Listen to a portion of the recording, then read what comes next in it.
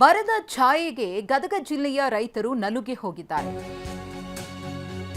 4 ಎಕರೆಯ ಬೆಳೆ ನಾಶ ಮಾಡಿ ರೈತ ಆಕ್ರೋಶವನ್ನ ವ್ಯಕ್ತಪಡಿಸಿದ್ದಾರೆ. ಜೋಳವನ್ನ ನಾಶ ಮಾಡಿದ್ದಾರೆ ಬಿಂಕದಕಟ್ಟಿಯ ರಾಮನಗೌಡ. ಕಳೆದ ವರ್ಷ ಬೆಳೆ ವಿಮೆ ಬಂದಿಲ್ಲ ಅಂತಾನೂ ಆಕ್ರೋಶ ವ್ಯಕ್ತವಾಗ್ತಾ ಇದೆ. ಮಳೆ ಬಂದಿಲ್ಲ, ಒಂದು ಕಡೆ ಬಿತ್ತಿದಂತಹ ಬೆಳೆ ಒಣಗಿ ಹೋಗ್ತಾ ಇದೆ. ಹಾಗಾಗಿ ಕೆಲ ಜಿಲ್ಲೆಗಳಲ್ಲಿ ರೈತರೇ ತಾವು ಬಿತ್ತಿದಂತಹ ಬೆಳೆಯನ್ನು ಕೈಯಾರೆ ನಾಶಪಡಿಸ್ತಿದ್ದಾರೆ. ಮುಂಗಾರು ಒಳಗೆ ಯಾವ ಸಮೀಕ್ಷೆ ಆಗಿದ್ದು ಅಷ್ಟ ಕನ್ಸಿಡರ್ ಮಾಡಿದ್ರು ಹೋದ ವರ್ಷ.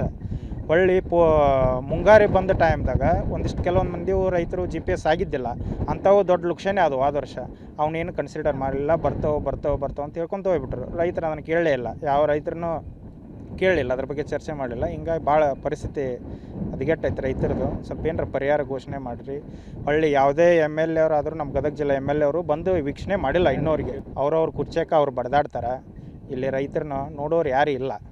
ಅದಕ್ಕೆ ನಾವು ರೈತರು ಊರ್ಲಕ್ಕೂ ಸ್ಟೇಜ್ನಾಗ ಬಂದೈತ್ರಿ. ಈಗ ಊರ್ಲಕ್ಕದು ಸ್ಟೇಜ್ನಾಗ ಬಂದೈತ್ರಿ. ಹೌದ್ರಿ, ಬ್ಯಾಂಕ್ನವ್ರು ಸಾಲ ತೆಗೆದ್ರೆ ಕಟ್ರಿ ಅಂತಾರೆ. 1 ವರ್ಷ ಆಗಟ್ಲೆ ನಿಮ್ದು ಲೋನ್ ಬಂದೈತಿ ಕಟ್ ಅಂತಾರೆ. ಅದು ಎಲ್ಲ ಹೋಗ್ಬಿದ್ದಾರಂತ ತಿಳ್ಕೊಂಡು ಬಿಡ್ರಿ ಎಲ್ಲ ರೈತರಿಗೆ. ಮತ್ತು ಈಗ ಸಾಲ ತೆಗೆದು ಕಟ್ಟೋದು ಹೊಳ್ಳಿ ರಿನ್ಯೂವಲ್ ಮಾಡ್ಬೇಕಂದ್ರೆ ಈ ಸದ್ಯ ರೊಕ್ಕಿಲ್ಲ ಜನಕ್ಕೆ. ಯಾವುದೇ ಧೈರ್ಯ ಮೇಲೆ ಸಾಲ ತೆಗಿತಿದ್ರು, ಗಂಭೀರ ಐತಿ. ಈಗ ಏನು ಮಾಡ್ಬೇಕ್ರಿ? ಏನು ಉಳ್ಳಾಡಿ ಇಲ್ಲ, ಮೆಣಸಿನ್ಕಾಯಿ ಇಲ್ಲ. ನಮ್ಮ ಪ್ರತಿನಿಧಿ ಸಂಜೀವ್ ಪಾಂಡ್ರೆ ಪ್ರತ್ಯಕ್ಷ ವರದಿ ನೀಡಿದ್ದಾರೆ, ನೋಡೋಣ. ಅದಕ್ಕೆ ಅನ್ನದಾತರು ಅಕ್ಷರಶಃ ಬೆಂಡಾಗಿ ಹೋಗಿದ್ದಾರೆ.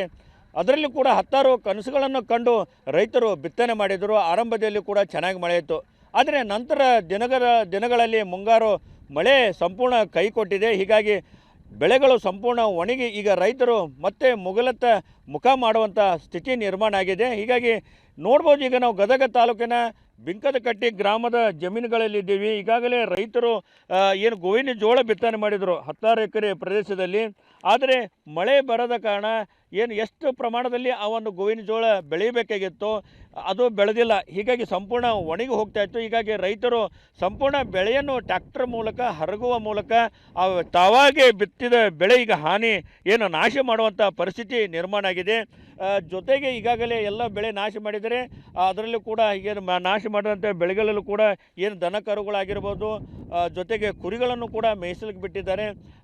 ಯಾಕಂದರೆ ನೋಡ್ಬೋದು, ಸಾಕಷ್ಟು ನಿತ್ಯವೂ ಕೂಡ ಒಂದಿಲ್ಲ ಒಂದು ರೈತರು ಹರಗುವಂಥ ಕೆಲಸಕ್ಕೆ ಹೋಗ್ತಾರೆ. ಹರಗಿದ ಬೆಳೆಗಳನ್ನು ಕುರಿಗಾರರು ಮೇಯಿಸಲಿಕ್ಕೆ ಹೋಗ್ತಿದ್ದಾರೆ. ಆದರೆ ಇಷ್ಟೆಲ್ಲ ರೈತರು ಸಂಕಷ್ಟದಲ್ಲಿದ್ದರೂ ಕೂಡ ಅಧಿಕಾರಿಗಳು ಸೌಜನ್ಯಕ್ಕೂ ಭೇಟಿ ನೀಡಿ ಬೆಳೆ ಸಮೀಕ್ಷೆ ಮಾಡಿಲ್ಲ. ಜೊತೆಗೆ ಈ ಕ್ಷೇತ್ರದ ಶಾಸಕರಂತ HK ಪಾಟೀಲರು ಕೂಡ ರೈತರ ಸಂಕಷ್ಟಗಳನ್ನು ಕೇಳ್ತಾ ಇಲ್ಲ ಅಂತೇಳಿ ರೈತರು ಆಕ್ರೋಶ ವ್ಯಕ್ತಪಡಿಸಿದ್ದಾರೆ. ಇಷ್ಟೊಂದು ನಾವು ರೈತರು ಸಂಕಷ್ಟದಲ್ಲಿದ್ದರೂ ಕೂಡ ಸಚಿವರಿಲ್ಲ, ಶಾಸಕರಿಲ್ಲ, ಈ ಅಧಿಕಾರಿಗಳು ಕೂಡ ಬಂದಿಲ್ಲ. ಹೀಗಾಗಿ ನಮ್ಮ ಸಂಕಷ್ಟ ಯಾರೂ ಕೇಳ್ತಾ ಇಲ್ಲ.